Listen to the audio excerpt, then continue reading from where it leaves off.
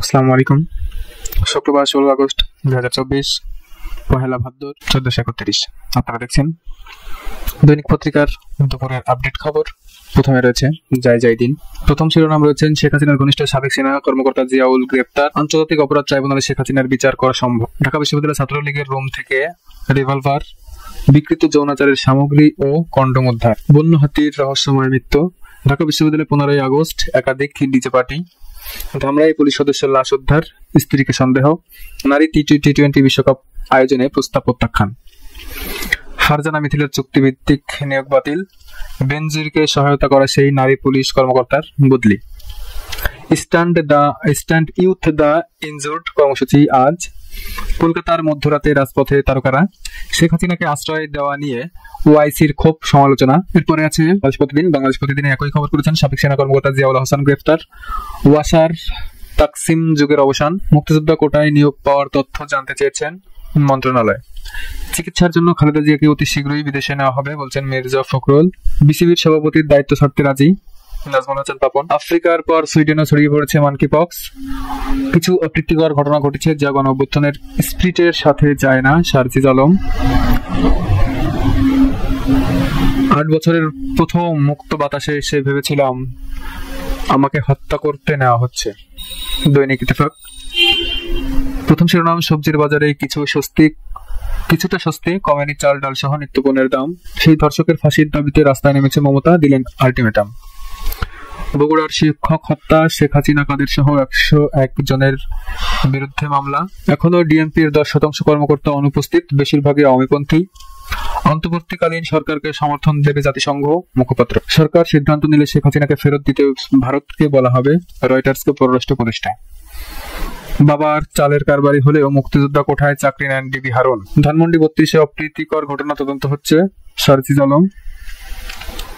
ঠিকানাতে যোগ দিলেন সাংবাদিক খালেক মহিউদ্দিন। হত্যা মামলায় 10 দিনের রিমান্ড, চঞ্চলকর তথ্য দিলেন আনিসুল হক ও সালমান এফ রহমান।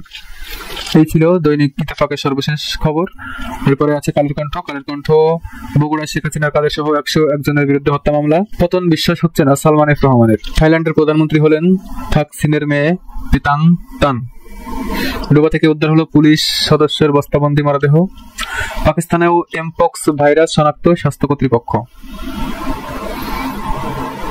24 বছর পর জামিনে মুক্ত পিচ্চি হেলাল। সাগরে লঘুচাপ, সমুদ্র বন্দরে 3 নম্বর সতর্ক সংকেত।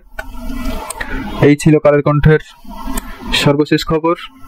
এরপরে আছে নয়াদিগন্ত আছে হত্যা মামলায় সাবেক সেনা কর্মকর্তা জিয়াউল গ্রেফতার। এদিকে আছে রাম মন্দির প্রকল্প ফ্লপ, যাত্রী সংকটে অযোগ্য বিমানবন্দর, সাদা ছাড়াই 24 বছর কারাগারে হেলাল। রাজশাহী বিশ্ববিদ্যালয়ের ভিসি সহ প্রশাসনে থাকা 75 জনের পদত্যাগ। বৈষম্য বিরোধী আন্দোলনে ঝরেছে ছাত্র দলের 32 নেতাকর্মী প্রাণ, যোগ দিলেন আসিফও। জনরোষে পথ ছাড়ছেন শিক্ষা প্রতিষ্ঠানের প্রধানরা। পাকিস্তানের প্রথম মারাত্মক এমপক্স ভাইরাস সংক্রমণ শনাক্ত। মানিকগঞ্জের 3 উপজেলায় 150 জনপতির লাপাত্তা, নাগরিক সেবা অব্যাহত। এদিকে আছে নতুন উপদেষ্টার শপথ আজ। সম্পর্ক ছিন্ন করা বিষয়ে রিজভি স্বাক্ষরিত প্রেস বিজ্ঞপ্তিটি ভুয়া। সংগ্রাম শেষ হয়ে যায়নি, ঐক্যবদ্ধ থাকার আহ্বান মির্জা ফখরুল। ভারতের অনুরোধে হাসিনার বিরুদ্ধে সুর নরম করে যুক্তরাষ্ট্র। অস্থিতিশীলতা সৃষ্টিকারীদের বিরুদ্ধে ব্যবস্থা নেওয়া হবে, শারজিজ। অন্তর্বর্তী সরকারকে সমর্থন দেবে জাতিসংঘ। হাসিনার পতনের পর ভারতের মিত্ররা কি চিন্মুখী হচ্ছেন? রংপুরের কারাগারে কয়েক দিনের দুপক্ষের সংঘর্ষে নিহত 1।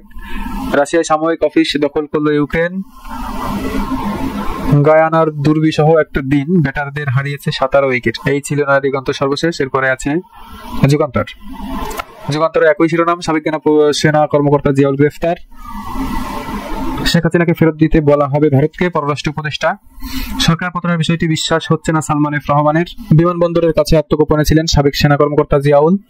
মাছ ধরতে গিয়ে বর্জ্যপথে 2 জেলের মৃত্যু। ডক্টর ইউনূসকে ব্রিটিশ প্রধানমন্ত্রীর অভিনন্দন। শেখ হাসিনা কাদের সহ আওয়ামী লীগের 101 নেতাকর্মীর বিরুদ্ধে মামলা।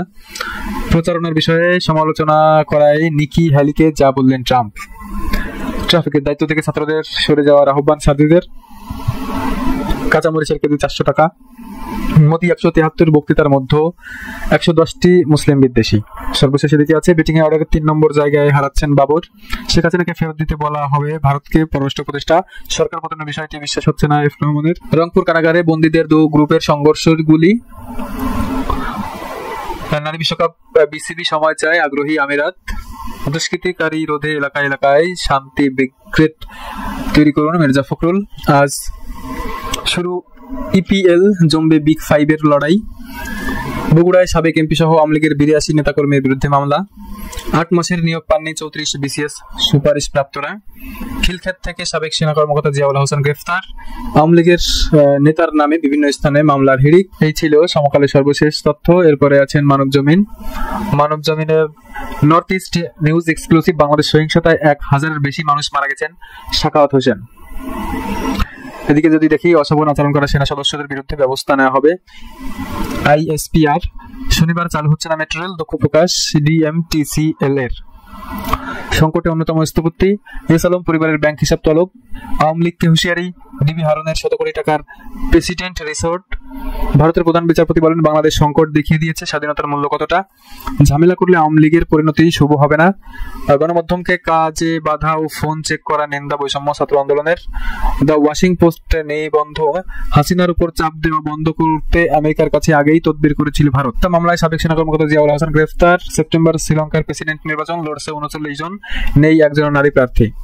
বগুড়ায় হাসিনা কাদের সহ 101 জনের বিরুদ্ধে হত্যা মামলা। ধানমন্ডি 32-এর ঘটনায় অনাকাঙ্ক্ষিত শারজিজ। শীঘ্রই খালেদা জিয়াকে বিদেশে নেওয়া হবে বলছেন মির্জা ফখরুল। মোদির 173টি বক্তৃতার মধ্যে 110টিতেই মুসলিম বিদ্বেষী বক্তব্য, হিউম্যান রাইট ওয়াচ। এই ছিল মানব জমিনের সর্বশেষ খবর। এরপরে আছে দৈনিক জনকণ্ঠ। সেই আলোচিত সেনা কর্মকর্তা জিয়াউল হোসেন গ্রেফতার। শিক্ষার্থীদের জন্য বিআরটিসি বাসে 30% ভাড়া মওকুফ। গ্রাফিতে মুছে দেওয়া খাগড়াছড়িতে শিক্ষার্থীদের ক্ষোভ। ভুয়া মুক্তিযোদ্ধা সনদের চাকরি নিয়েছেন ডিবি হারুন। শেখ হাসিনাকে গালি দেওয়ায় আপনাকে আয়না ঘুরে দেখা হবে। বিকেলে নতুন 4 উপদেষ্টার শপথ। জাতিসংঘ অর্থবহ সমর্থন চান পররাষ্ট্র উপদেষ্টা। মুক্তিযোদ্ধা কোথায় নিয়োগপ্রাপ্ত, সবার তথ্য চেয়েছেন মন্ত্রণালয়। এই ছিল দৈনিক জনকণ্ঠর সর্বশেষ খবর।